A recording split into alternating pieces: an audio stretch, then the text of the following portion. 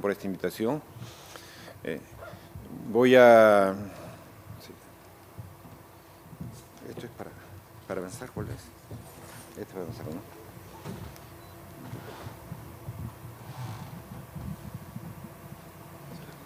Nuevamente vamos a hablar de enfermedad de Cushing, nuevas terapias. En primer término, quiero decir que la enfermedad de Cushing es la patología de mayor mortalidad de los tumores hipoficiarios. Es una patología realmente peligrosa que causa mucha gravedad en el paciente una vez que se instala esta. La enfermedad de Cushing representa el hipercortisolismo causado por un adenoma secretor de ACTH. En realidad es la enfermedad de Cushing la causa más frecuente del síndrome de Cushing. Las estadísticas clásicas revelaban que era el 70% de enfermedad de Cushing, 15% ectópico y 15% adrenal. Data actual revela que esto ha aumentado hasta un 90%. Vamos a presentar trabajos en el almendar en el cual documentamos que esto es así. Es una enfermedad bastante rara, algunos lo describen con una prevalencia de 2.4 por millón y una incidencia de 1.73 a 4.3 casos por millón.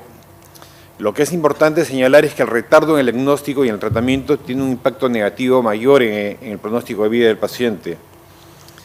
Existe, como todos saben, una asociación bien establecida entre hipercortisolismo y un gran número de comorbilidades: hipertensión, osteoporosis, infecciones, diabetes, problemas tromboembólicos, fracturas, inmunosupresión, etc.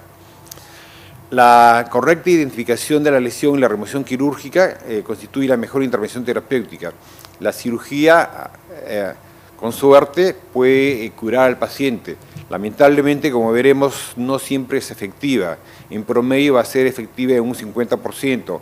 En microadenomas es inicialmente mayor, hasta de 65 al 90%, pero en los casos de macroadenomas es de un 50 a un 60%. Otro hecho que hay que destacar acá es que se ha documentado que a pesar de que el paciente pueda tener una cura inclusive de la enfermedad de Cushing, la mortalidad que acompaña esta patología sigue presente en el paciente. Todos los adenomas productores de ACTH constituyen el 15% de los adenomas pituitarios. La gran mayoría, el 90% son microadenomas, inclusive un 20% de estos a 30% no son visibles en los estudios por resonancia magnética. En mujeres, el 80% de los síndromes de Cushing constituyen enfermedad de Cushing y en varones un 66%. Habitualmente vemos un microadenoma bastante pequeño, que es lo que se presenta en esta resonancia en corte coronal. Los pacientes con enfermedad de Cushing tienen un pronóstico de vida por mayor mortalidad menos favorable que un Cushing de causa ectópica o de un Cushing de causa adrenal, descartando obviamente que sea una neoplasia maligna los que originan el ectópico o el adrenal. La primera causa de mortalidad es la enfermedad cardiovascular. La presencia de hipertensión y diabetes son predictores independientes de mortalidad. La mortalidad se estima que es de 2 a 3 veces mayor que la población general. En los pacientes con enfermedad de Cushing, la cirugía no siempre es curativa y una proporción sustancial de aquellos pacientes aparentemente curados recidivan con el tiempo. En realidad es una patología en la cual el paciente requiere vigilancia por vida. Inclusive nosotros tenemos pacientes que después de 10 a 15 años de haber sido curados han hecho recidiva de enfermedad de Cushing. Acá tenemos un cuadro muy interesante de Felders, en el cual compara la morbilidad en pacientes con enfermedad de Cushing versus enfermedades cardiovasculares. Vemos que la morbilidad por enfermedad de Cushing es mayor que la que produce el sobrepeso, la obesidad, la hipertensión, la intolerancia a la glucosa, la diabetes, la depresión mayor y la osteoporosis. Como vemos, es una enfermedad que produce una morbilidad bastante severa. El hipercortisolismo produce lesiones a nivel cardíaco. Hay una cardiomiopatía específica por corticoides a nivel cardíaco. Igualmente, así como la hay en acromegalia, también la hay en Cushing. Produce hipertrofia del ventrículo cardíaco con disfunción diastólica, produce todo un síndrome metabólico. hay alteración de varios factores de coagulación, es un estado protrombótico al igual que la del diabetes. La aterosclerosis con disfunción endoteelial también está presente y todo esto aumenta el riesgo cardiovascular en el paciente con Cushing. La sensibilidad a la insulina también está alterada. Tenemos bloqueos a nivel de la acción de la insulina a varios niveles. A nivel del sustrato del receptor de insulina, los glucocorticoides bloquean, fosfoinositol 3-quinasa, también en la migración de los glucotransportadores, etc. Voy a presentar acá dos cuadritos respecto a la síndrome de Cushing en el Hospital Menara. Esto es el síndrome de Cushing actual. En los últimos 5 años hemos tenido 36 pacientes, unos 8 pacientes por año, en el cual hemos documentado que el 90% son pacientes de origen pituitario, verdaderamente una incidencia bastante alta. Cushing ectópico solo hemos visto 5 pacientes y lo que llama la atención, nuestro Cushing adrenal en los últimos 5 años solo 2 pacientes, un 5%. Esta es la anterior estadística que teníamos de 15 años al 90, en el cual habíamos visto 17 pacientes y teniendo Cushing pituitario 65 pacientes aproximadamente, y ahora tenemos 90%. Este es el modelo clásico de oncogénesis hipofisario por activación de oncogenes o inactivación de genes supresores, al cual se agrega sobreestimulación de factores liberadores y pérdida de inhibición. Esto produce una proliferación celular monoclonal y una secreción hormonal irrestricta. También se ha estudiado diversos patrones moleculares en la enfermedad de Cushing. Se han descrito múltiples alteraciones genéticas en la formación de corticotropinomas esporádicos. También se ha encontrado, como en algunos síndromes, que puede ser una condición hereditaria. La mutación en el gen EIP ha sido hallada en 3.6% de estos pacientes esporádicos y en el 6% en adenomas pituitarios esporádicos y en adenomas corticotropos en el 6.8%. También se ha reportado como parte de un síndrome MEN4, un raro MEN similar al MEN1 debido a mutaciones en el gen CDKNIB. Vamos a abocarnos al tratamiento. Está indicado tratar todas las complicaciones agudas que atentan contra la vida del paciente, de un cuadro de psicosis, emergencias hiperactivas, infecciones, etc. El tratamiento médico puede ser aplicado y debe ser aplicado antes de la cirugía transesfenoidal para el control de la diabetes, hipertensión y complicaciones perioperatorias, como la tendencia al sangrado durante la cirugía. El tratamiento médico también está indicado en aquellos pacientes con persistencia o recurrencia de la enfermedad de Cushing y en aquellos en que no está indicado la cirugía o hasta que la radioterapia sea efectiva, ¿no? Es una práctica habitual en manejo de tumores de hipófisis. La cirugía es el tratamiento de elección. La modalidad primaria es la cirugía transesfenoidal. Si la cirugía no es exitosa o si el hipercorticismo recurre, disponemos de un nuevo episodio de cirugía, cual a menudo es menos exitosa, terapias médicas, que nos vamos a ocupar ahora, radioterapia, que también es importante tenerla presente, como medidas heroicas, adrenalactomía bilateral, o el tratamiento combinado, que es algo que se está usando con mayor frecuencia. Acá vemos un esquema a dónde actúan las diversas terapias, la cirugía a nivel de hipófisis, radioterapia igualmente, y la medicación es caso de como cargolina, dopamina y análogo de somatostatina, ¿no? Tenemos también inhibidores de la esteroidogénesis, en nuestro medio ketoconazol, y también tenemos en nuestro medio agentes contra antagonistas del receptor de corticoides y de progesterona como el mifepristone. En este cuadro quiero presentar la remisión inicial de los pacientes con enfermedad de Cushing, un 85.6% sobre una serie de 215 pacientes, pero la remisión final es de solo el 50%. Acá en una posición de consenso patrocinada por el Endocrine Society, publicado en el Journal Clínica de Endocrinología y Metabolismo, igualmente en microadenomas, una tasa de cura inicial de 65 a 90%, en macroadenomas 65%, pero acá vemos la tasa de recurrencia con los años. A 5 años, 5 a 10%, a 10 años, hasta el 20% de microadenomas, llevando la tasa de cura a un 65%. En macroadenomas la cosa es más sombría. recurrencia de 10 a 45%, con una tasa de cura de solo el 25%. En promedio, al igual que el trabajo anterior, solo un 50% de cura.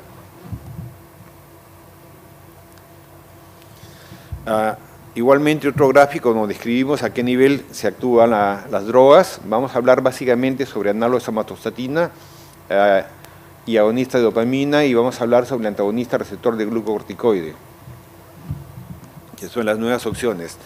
Pero siempre recordando al ketoconazol, una droga que está, si bien su uso no está aprobado por la FDA o por la EMEA para esta patología, es una droga que se usa en todo el mundo off-label, con la cual se tiene mucha experiencia y con la cual en nuestro medio vemos que los pacientes no evolucionan tan mal, no hay muchos reportes de hepatotoxicidad, lo cual generó en Europa y en Estados Unidos un warning de parte de la EMEA y la FDA.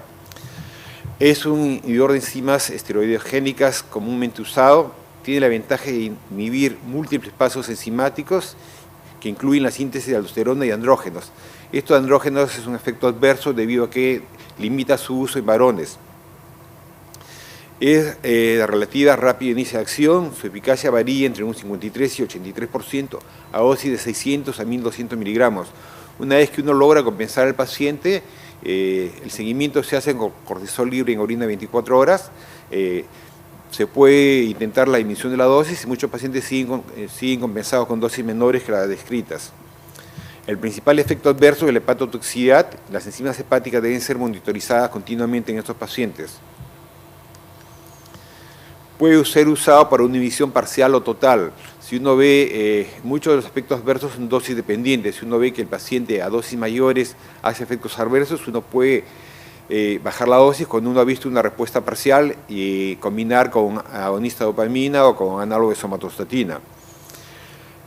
Cuando se usa una técnica de bloqueo completo, se debe usar una estrategia de bloqueo y reemplazo de hormonas esteroideas en este caso. Sus efectos son dosis dependientes, completa y rápidamente reversibles con descontinuación de la droga. O sea, son eficaces mientras se usa la droga. La elevación de enzimas hepáticas es igualmente dosis dependiente, ocurre en el 10% de los pacientes. En la mayoría de las veces es reversible con retiro de la droga. En Europa y Estados Unidos se ha documentado casos de hepatitis tóxica fatal en algunos pacientes.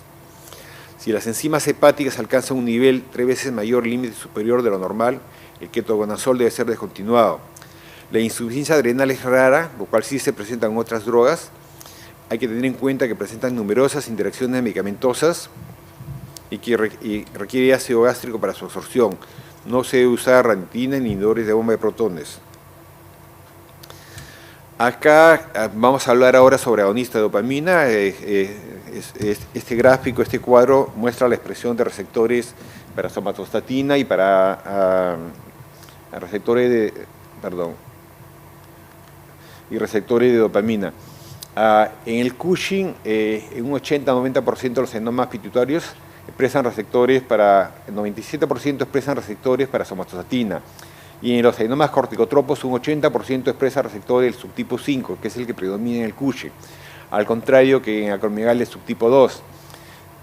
También está documentada una alta presentación de receptores subtipo 2 de agonista de dopamina. D2, la isoforma larga, básicamente. Los agonistas de dopamina son usados en el tratamiento de esta patología. Como mencioné, ha sido hallado los receptores D2, dopaminérgicos 2, en el 80% de los tumores corticotropos. Estudios in vitro indican una supresión de la respuesta de ACTH en el 100% de los casos. Básicamente, en el 100% de los tumores con cultivo de células que expresan receptores D2 positivos. Tiene un efecto antiproliferativo e inducen apoptosis en los adenomas, con lo cual se va a ver reducción de volumen tumoral. Existe mejoría clínica y bioquímica en estos pacientes. Esto incluye declinación significativa de la presión arterial media, del radio cintura-cadera, de la función de las células beta, por lo tanto mejoría en la glucosa sérica, producen disminución del volumen tumoral. La droga de elección de los agonistas de dopamina es actualmente cabergolina. La bromocriptina es menos eficaz y presenta intolerancia en la mayoría de los pacientes. Por lo tanto, todos los últimos trabajos, los últimos 10 a 15 años, hablan de la eficacia de cabergolina. Acá presentamos un trabajo de Rosario Pibonello, del grupo de Nápoles, de Ana María Colau, de 3 meses de tratamiento con dosis de 1 a 3 miligramos por semana. Suprimió el cortisol en el 60% de los pacientes con tasa de remisión del 40%. El uso de la cabrolina uno debe dejar de tenerle algo de miedo, se requiere usar dosis altas, no hay que usar tanto en esta patología como en otra patología pituitaria dosis de 0.51. La dosis mínima eficaz de 2 miligramos por semana, que en promedio para el Cushing, como veremos a continuación, es 3.5 miligramos por semana. Todos los pacientes respondedores lógicamente tuvieron expresión de receptor D2. Todos los que no respondieron fueron D2 negativos, con una dosis mayor de hasta 7 miligramos por semana, 2 tabletas por día, y mostraron una tasa de remisión del 40% con disminución del volumen tumoral en el 20%. Acá vemos en el trabajo, este es un trabajo corto que es de 2 años, en el cual se vio una disminución del volumen tumoral y control de cortisol en el 40% de los pacientes. Acá vemos igualmente, ¿no?, un trabajo inicial a 3 meses, en la parte superior, el efecto que logra la cabergolina, el mismo trabajo de Rosario Pibonello, y luego a 12 a 24 meses, a 1 o 2 años, vemos que continúa el control de los pacientes. Otro trabajo en 30% de OU por 6 meses mostró normalización del cortisol libre en orina de 24 horas en 36.6%, remisión parcial, teniendo como criterio una disminución de menos 125% en el 13% de los pacientes. El promedio de tiempo para la remisión fue 4.2 meses. El tratamiento a largo plazo mostró remisión en el 30% de los pacientes con una dosis promedio de 2.1 miligramos. Inicialmente uno puede requerir una dosis alta, pero luego puede ir disminuyendo la dosis, con lo cual monitorizando el cortisol libre en orina y vemos que se mantiene el control. Acá vemos en controles por imágenes en resonancias la presencia del tumor antes y después, ¿no? Esto es para graficar la disminución del volumen tumoral en los bordes coronales. Igualmente acá lo vemos más pequeño, acá igualmente. Acá se describe una disminución del volumen tumoral en el 25% de los pacientes. Y la disminución del volumen es de ese orden. Ahora vamos a ocuparnos del antagonista receptor de glucocorticoides. Su nombre genérico es mifepristone. Inicialmente es producido como agente antiprogestina, o sea, es un bloqueador del receptor de la progesterona y los glucocorticoides. Se une al receptor de glucocorticoides con una afinidad mayor a 18 veces que el cortisol. Existe un incremento compensatorio de ACTH y cortisol, y con el uso de esta droga, con lo cual conduce a un mayor efecto mineralocorticoide, induciendo o agravando hipertensión y hipocalemia. Estos son efectos adversos que a tener presente, hay que tener mucho cuidado con esto. La otra cosa es que al subir el ACTH y el cortisol carecemos de esos marcadores bioquímicos para ajuste de dosis. Por lo cual se necesita un monitoreo clínico cuidadoso para identificar la insuficiencia adrenal. Estos pacientes pueden hacer insuficiencia adrenal. Las pacientes mujeres deben ser monitorizadas para tener cuidado de hiperplasia endometrial, hay que tener cuidado, preguntar siempre por sangrado endometrial. El uso de esta droga requiere estudios a largo plazo, debe ser manejado por endocrinólogos experimentados en el manejo de esta droga. Tenemos 2 estudios con el uso de esta droga. El estudio 6MIC en 50 pacientes con síndrome de Cushing, 43 con enfermedad de Cushing, 12 de 300 a 1200 miligramos, una media de 900 miligramos, 6 meses de tratamiento, 2 ramas, una en diabéticos y otra en hipertensos. En el grupo de pacientes diabéticos o con intolerancia a la glucosa, el 60% respondieron. La respuesta clínica global mejoró en el 87% de los pacientes. Sin embargo, hay que tener presente que puede ocurrir progresión del tamaño tumoral, lo cual ocurrió en 4 pacientes. También hay reducción del tamaño tumoral, pero fue visto en 2 pacientes. Un trabajo de María Flecheriu, una experta en el manejo de esta patología. Acá tenemos otro estudio sobre el síndrome de Cushing con mifepristone, un estudio multicéntrico retrospectivo, en 20 pacientes con enfermedad maligna, 5 con enfermedad benigna, 17 carcinomas adrenocorticales, 3 ectópicos, 4 enfermedad de Cushing, 1 hiperplasia renal. La dosis media de inicio fue 400 miligramos, un rango de 200 a 1000 miligramos. Tratamiento, duración media del tratamiento, 2 meses. Acá vemos la mejoría clínica. Los síntomas mejoraron en 73% en los pacientes con enfermedad maligna y en el 80% de los pacientes con enfermedad benigna. Los síntomas psiquiátricos mejoraron en el 80%, los niveles de glucosa en el 4 de 7 pacientes. Tuvieron efectos adversos, insuficiencia renal se vio en 3 de 20 pacientes, moderada severa hipocalemia en casi la mitad de los pacientes, incremento de la presión sanguínea, hipertensión en 3 de 20. Ahora vamos a hablar sobre los análogos de somatostatina. Básicamente vamos a hablar sobre, este cuadro ya fue presentado por el doctor Paz, así que lo pasamos. Básicamente vamos a hablar sobre el pasirotide, un análogo multiligando de la somatostatina que tiene acción sobre 4 de los 5 subtipos de receptores, solamente no actúa sobre el subtipo 4. Lo interesante acá es que tiene una mayor afinidad por el subtipo 5, que es el que se expresaba en los pacientes con Cushing. Acá vemos una mayor tensión en este subtipo de receptor. Tiene afinidad por todos menos por el 4, posee unas 40 veces mayor afinidad que el octrótico por el subtipo 5. Como sabemos, la mayoría de adenomas corticotropos se expresan en el subtipo 5, un 80-85% de los casos. Ya es una droga aprobada por la FDA y por la EMA para pacientes con enfermedad de Cushing, en aquellos en quienes la cirugía ha fallado o en aquellos en la que la cirugía no es una opción. Con el uso de esta droga se observa una significativa supresión de la proliferación celular, suprime también la liberación de ACTH inducida por CRH. En corto plazo reduce significativamente el nivel de cortisol libre en orina de 24 horas en 45% y lo normaliza en 17%, corto plazo 2 semanas. A 12 meses hay una clara reducción en el nivel del cortisol libre en orina de menos 67%. Tiene efectos adversos importantes, colelitiasis un 30%, hiperglicemia un 40%. Otros estudios describen hiperglicemia con el uso de esta droga hasta en el 67% de los pacientes. Es bastante frecuente, pero es leve a moderada en la mayoría de los casos, no es severa.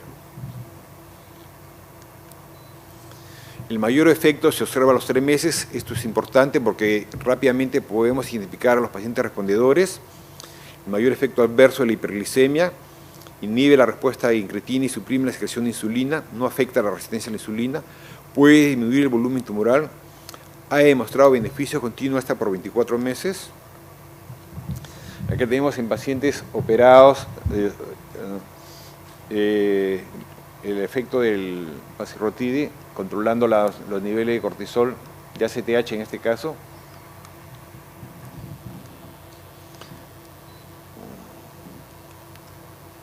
Un trabajo de Batista en el 2006 en 13 pacientes mostró supresión de la proliferación celular, esto en cultivos, en 10 al 70% de los pacientes, supresión de la secreción de ACTH en 23 al 56% de los pacientes. Marco Boscaro en el 2009 con 39 pacientes con enfermedad de Cushing mostró reducción del cortisol libre urinario en el 76% de los pacientes, normalización del cortisol libre en 17% y niveles similares de ACTH en ambos grupos. Acá tenemos el trabajo de Marco Boscaro. El grupo italiano, vemos una gran reducción de los niveles de cortisol. No todos alcanzan una normalización, pero sí la mayoría suprime y se ve beneficio clínico también con el uso de esta droga. Acá tenemos un trabajo publicado en el New England en el 2012, un estudio a 12 meses, un grupo internacional. En este estudio se evalúa el uso del pasirotide a 2 niveles. Se ve que la media del nivel de cortisol libre en orina disminuyó en cerca del 50% al mes 2 y permaneció estable en ambos niveles de dosis. Casi cero. Este es un estudio con pasirotide por vía subcutánea, pasirotide de acción rápida en dosis de 600 y 900 microgramos 2 veces al día, que luego fue titulado hasta con 300 miligramos cada una de estas ramas. Acá se ve un cambio absoluto en el nivel de cortisol libre en orina al mes 6. Se ve una disminución en la mayoría de los pacientes.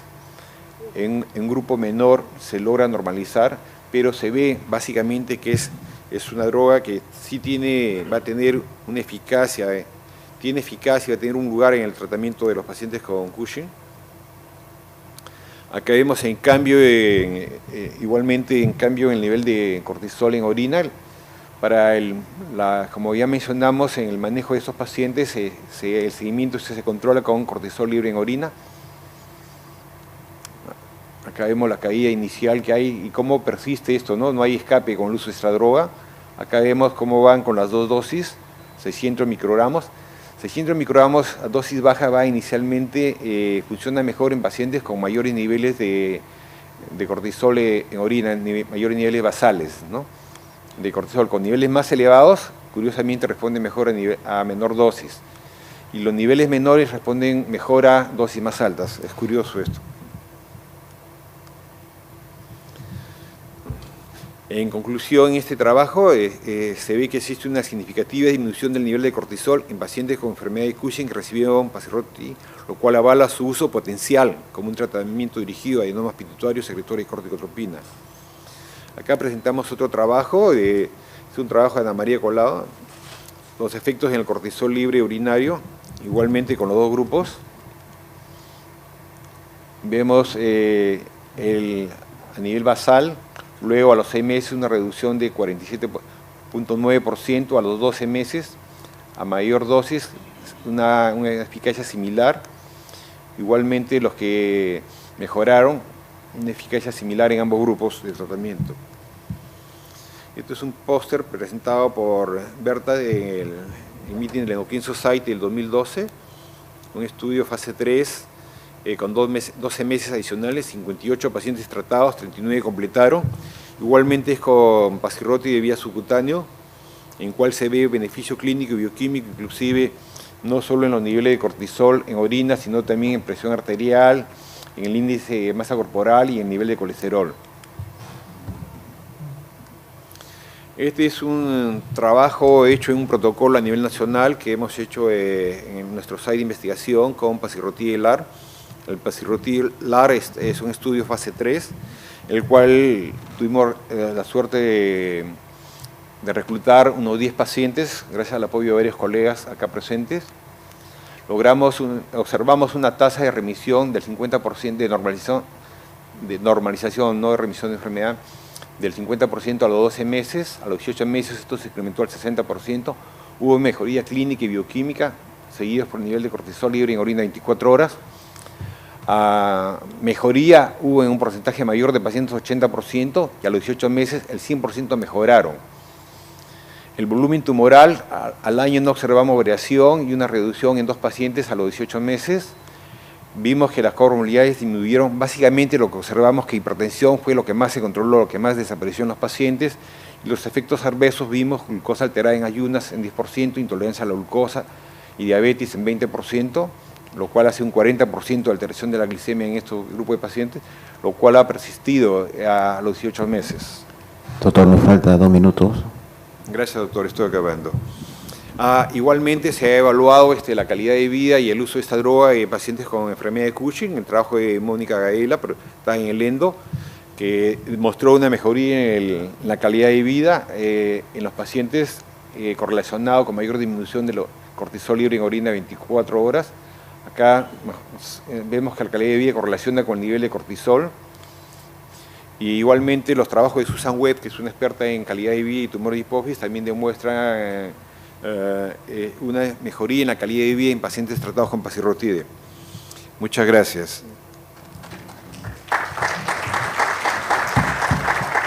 Muchas gracias, doctor Gallardo. Tenemos unos cuantos minutos para unas cuantas preguntas. Si hubiera alguien en el auditorio que quisiera hacer uso de alguna pregunta. Estamos un poquito atrasados. El doctor Arequipa va a hacer algún comentario.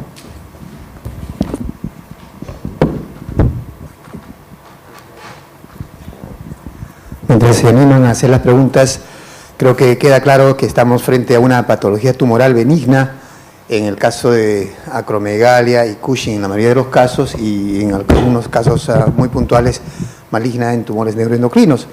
Y dentro del manejo de la patología tumoral, obviamente la primera opción es la quirúrgica. Pero en muchos casos no logramos la cura con el tratamiento quirúrgico y tenemos alternativas de manejo médico. Y consecuentemente viene la pregunta si el tratamiento médico, si bien es cierto, las diferentes opciones nos han demostrado un control de la enfermedad, no nos están demostrando una cura de la enfermedad. Entonces, ahí viene el gran reto de saber hasta cuándo vamos a tener a nuestros pacientes con estos nuevos fármacos que sabemos perfectamente que tienen un altísimo costo y tenemos que de repente buscar nuevas alternativas de tratamiento que estén encaminadas a erradicar totalmente la enfermedad sin que esto implique un uso permanente de estos fármacos de tipo médico. Solamente quería rescatar las grandes bondades que tiene estos agonistas dopaminérgicos en el caso del manejo de los tumores productores de ACTH a nivel hipofisiario que expresan receptores de D2. Pero eso implicaría hacer un estudio histológico previo para decir quiénes van a ser respondedores o no. Estos pacientes que tienen receptores de D2 positivos expresan o están asociados a hiperprolactinemia y eso tal vez sea un marcador que me podría indicar una buena respuesta al uso de este tipo de fármacos. Quisiera un comentario de nuestros brillantes ponentes con respecto a las expectativas del tratamiento médico y algunas alternativas.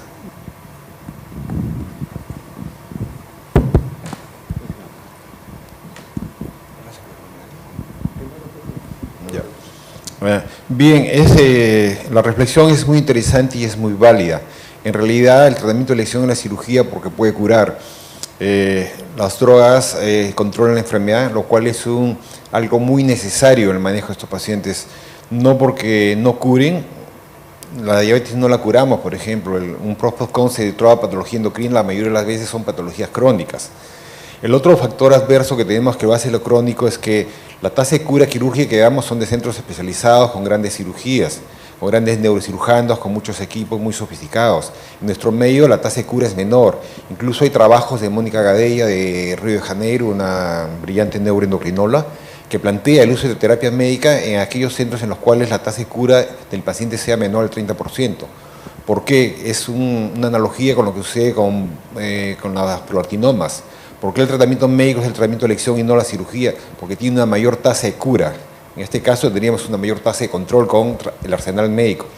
Ahora, con respecto al uso indefinido de los fármacos, nosotros cuando un grupo de médicos hicimos un protocolo de manejo de acromegalia, igual que el protocolo que manejamos en la Seguridad Social, tenemos como primera alternativa la cirugía. En segundo lugar, pusimos la radioterapia.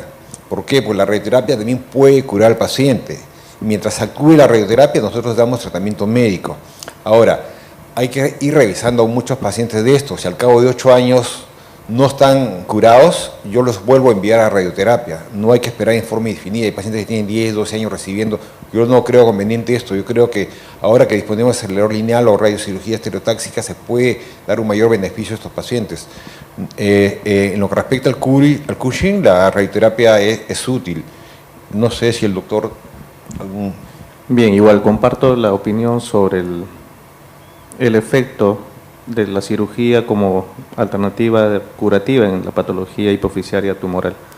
Es baja y, como menciona el doctor Gallardo, depende mucho del centro, del neurocirujano y de la experiencia que éste tenga. La tasa que nosotros tenemos de curación de acromegalia es menos que la reportada a nivel internacional. Entonces nos queda como alternativa, y en la Seguridad Social tenemos la posibilidad de utilizar tratamiento médico, ya sea dopagonistas o análogo de somatostatina. ¿Por cuánto tiempo? Igual, teóricamente en el mundo ideal es mantenerlos pues de manera sostenida, a lo largo por años de tratamiento, y así se describen otros medios. Pero lo que estamos optando es, después de la cirugía, si se puede una segunda cirugía, se intenta una segunda hasta una tercera, depende del equipo de neurocirujanos que tengamos frente. Y luego de ello, radioterapia. y hasta que llegue el efecto de radioterapia, que puede ser 1 o 2 sesiones, como bien también ha mencionado el doctor Gallardo, nosotros vamos dando la terapia médica con la intención de alcanzar metas. Obviamente lo ideal sería tener todas las alternativas terapéuticas que hemos mencionado, pero lamentablemente eso no es posible. Si en seguridad social, que teóricamente tenemos cierta capacidad de brindar ese tipo de tratamientos, estamos limitados, ya me imagino cómo deben estar en otros centros en los cuales el acceso a este tipo de terapias es prácticamente nula. Entonces son patologías que no estamos tratando de manera adecuada y habría que encontrar la forma de organizarnos mejor para darle un mejor tratamiento y mejorar en algo la calidad de vida de estos pacientes, ¿no? Mis felicitaciones a los integrantes del panel. Mi pregunta va para la doctora Rosario Rodríguez.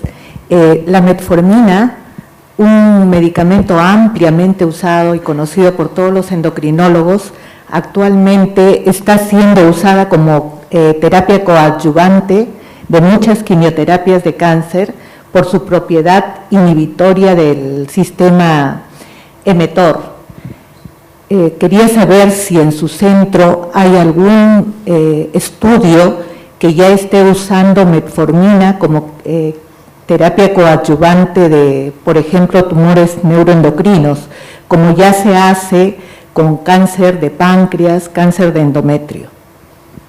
Efectivamente, la metformina es un medicamento muy cómodo, barato y con muchas propiedades, como el doctor Roal alguna vez nos dijo, santa metformina, ¿verdad? Vale para todo.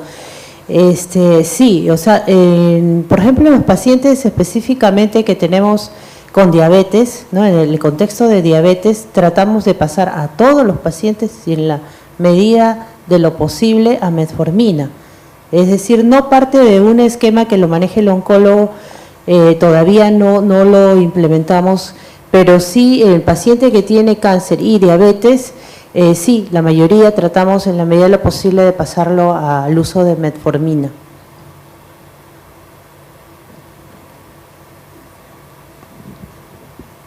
Buenos días, una pregunta para el doctor Gallardo. ¿Tiene alguna experiencia en el empleo simultáneo de cabergolina, por ejemplo, con ketoconazol? Sí, es parte, por cuestiones de tiempo hemos omitido porque es bastante extenso, sobre la terapia combinada, que se usa tanto en varias patologías, se usa en acromegalia y se usa en Cushing también. Hay trabajos publicados, uno de ellos de Lucio Villar, de acá de Fortaleza, un amigo en Brasil, que publicó en el Pituitary.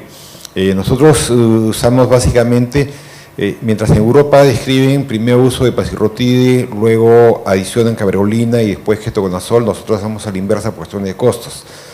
Primero usamos ketoconazol y si no responde agregamos cabergolina y con una dosis media inicial de 2 miligramos por semana. Y vemos que ketoconazol felizmente es una droga bastante bien tolerada en nuestro medio y con alta eficacia. Más o menos hemos observado que el 80% de los pacientes responden al uso de este bloqueador enzimático, pero en aquellos subgrupos que no responden agregamos cabergolina y vemos que hay hasta a un 50% de lo que queda responden a esta droga y solo nos quedaría un 10% para agregar pasirrotide. ¿Alguna otra pregunta? Bueno, quisiera no dejar pasar la oportunidad. Tenemos con mucha frecuencia pacientes con macroadenomas no funcionantes. Un comentario con respecto al manejo. En estos casos es patología funcionante donde obviamente hay un tema asociado a morbidad que tenemos que tratar, pero en los no funcionantes es un efecto de masa. ¿Cuáles serían las pautas en el manejo de este tipo de patología muy frecuente? En realidad la patología hipoficiaria es muy frecuente, se describe que un 20% en estudios por necropsia, por imágenes, están presentes. Es uno de los tumores más frecuentes intracerebrales, un 5% de ellos. En el macroadenoma pituitario no funcionante, el tratamiento de elección es quirúrgico y si tiene por efecto de masa, tiene compromiso de campos visuales, una indicación, es una emergencia para tratar a estos pacientes. En el aspecto médico, quizás sea donde va dirigido tu pregunta, se ha usado agonista de dopamina, básicamente más que cabergolina, curiosamente bromocriptina, porque hay diferencia entre la acción.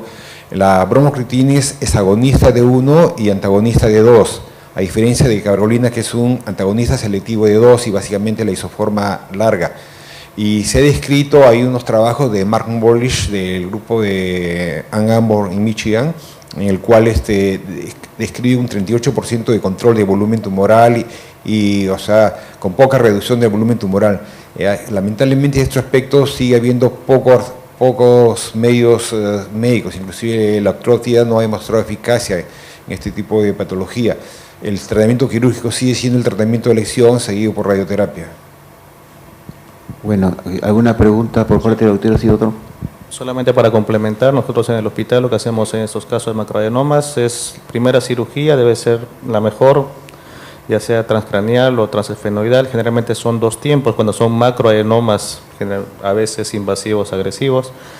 Damos radioterapia cuando el remanente tumoral es extracelular, tiene extensión extracelular, y estamos usando en algunos pacientes cabergolina, 1.5 miligramos a 3 miligramos por semana, después de haber indicado radioterapia, con respuestas pobres. Solamente tenemos anecdóticos que sí responden volumen tumoral y ya inclusive a desaparecer el tumor siendo no funcionantes, pero la gran mayoría no responden e incluso hay crecimiento tumoral a pesar de cabergo altas dosis.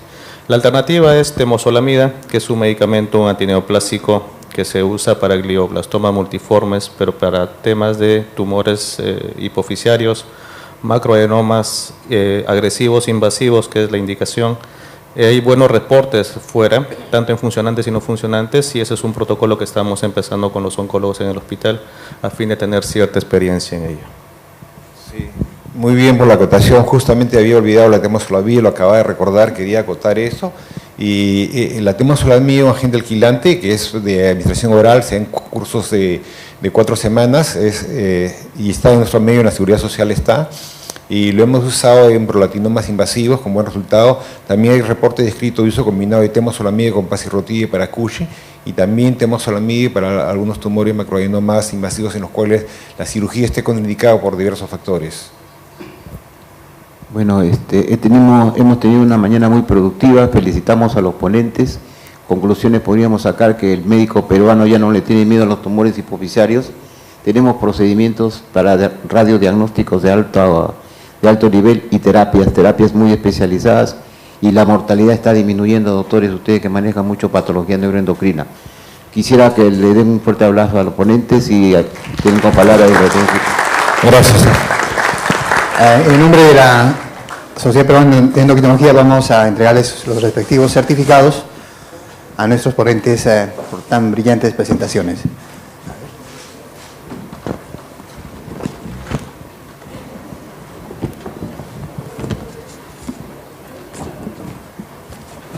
Doctora Rodríguez.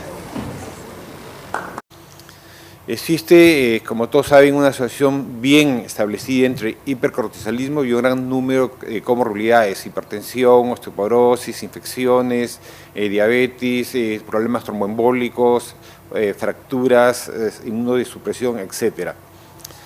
La correcta identificación de la lesión y la remoción quirúrgica constituye la mejor intervención terapéutica.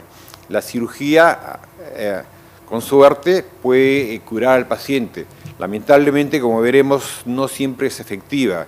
En promedio va a ser efectiva en un 50%. En microadenomas es inicialmente mayor, hasta de 65 al 90%, pero en los casos de macroadenomas es de un 50 a un 60%. Otro hecho que hay que destacar acá es que se ha documentado que a pesar de que el paciente pueda tener una cura, inclusive de la enfermedad de Cushing, la mortalidad que acompaña esta patología sigue presente en el paciente. Todos los adenomas productores de ACTH constituyen el 15% de los adenomas pituitarios. La gran mayoría, el 90% son microadenomas, inclusive un 20% de estos a 30% no son visibles en los estudios por resonancia magnética. En mujeres, el 80% de los síndromes de Cushing constituyen enfermedad de Cushing y en varones un 66%. Habitual morbilidad bastante severa. El hipercortisolismo produce lesiones a nivel cardíaco. Hay una cardiomiopatía específica por corticoides a nivel cardíaco. Igualmente, así como la hay en acromegalia, también la hay en Cushing. produce hipertrofia del ventrículo cardíaco con disfunción diastólica, produce todo un síndrome metabólico, hay alteración de varios factores de coagulación, es un estado protrombótico al igual que la del diabetes. La aterosclerosis con disfunción endotelar también está presente y todo esto aumenta el riesgo cardiovascular en el paciente con Cushing. La sensibilidad a la insulina también está alterada. Tenemos bloqueos a nivel de la acción de la insulina a varios niveles.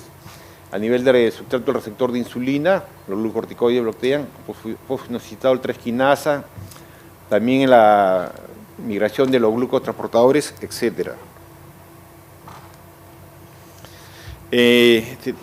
Voy a presentar acá dos cuadritos respecto a la síndrome de Cushing en el Hospital Menara. Esto es el síndrome de Cushing actual. En los últimos 5 años hemos tenido 36 pacientes, unos 8 pacientes por año, en el cual hemos documentado que el 90% son pacientes de origen pituitario, verdaderamente una incidencia bastante alta. Cushing ectópico solo hemos visto 5 pacientes y lo que llama la atención, nuestro Cushing adrenal en los últimos 5 años solo 2 pacientes, un 5%.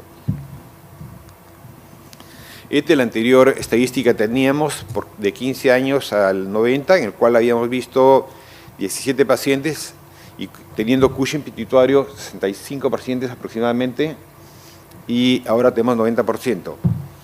Este es el modelo clásico de oncogénesis hipofisario por activación de oncogenes o inactivación de genes supresores, al cual se agrega sobreestimulación de factores liberadores y pérdida de inhibición. Esto produce una proliferación celular monoclonal y una secreción hormonal irrestricta. También se ha estudiado diversos patrones moleculares en la enfermedad de Cushing. Se han descrito múltiples alteraciones genéticas en la formación de corticotropinomas esporádicos.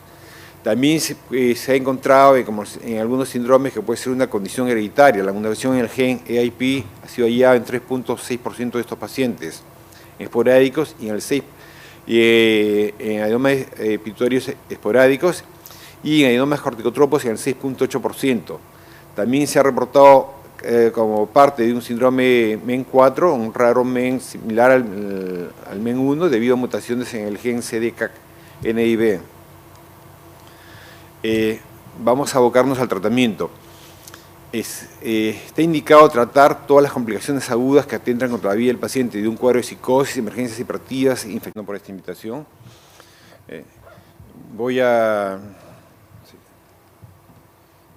Esto es para avanzar, ¿cuál es? Esto para avanzar,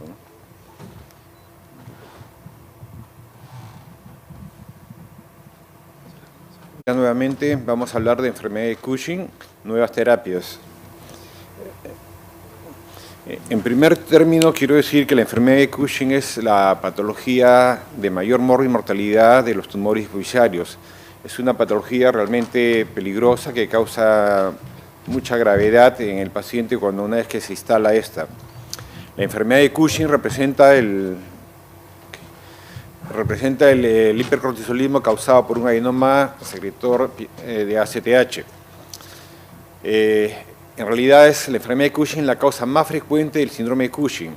Las estadísticas clásicas revelaban que era el 70% de enfermedad de Cushing, 15% ectópico y 15% adrenal.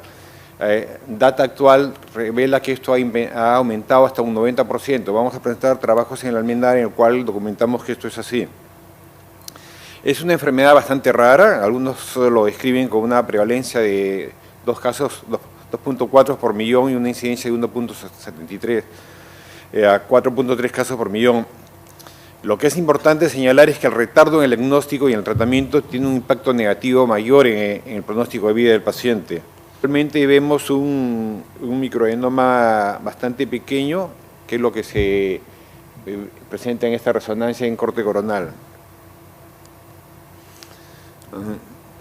Los pacientes con enfermedad de Cushing tienen un pronóstico de vida por mayor mortalidad menos favorable que un Cushing de causa ectópica o de un Cushing de causa adrenal, descartando obviamente que sea una neoplasia maligna las que originan el ectópico o el adrenal. La primera causa de mortalidad es la enfermedad cardiovascular. La presencia de hipertensión y diabetes son predictores independientes de mortalidad. La mortalidad se estima que es de 2 a 3 veces mayor que la población general.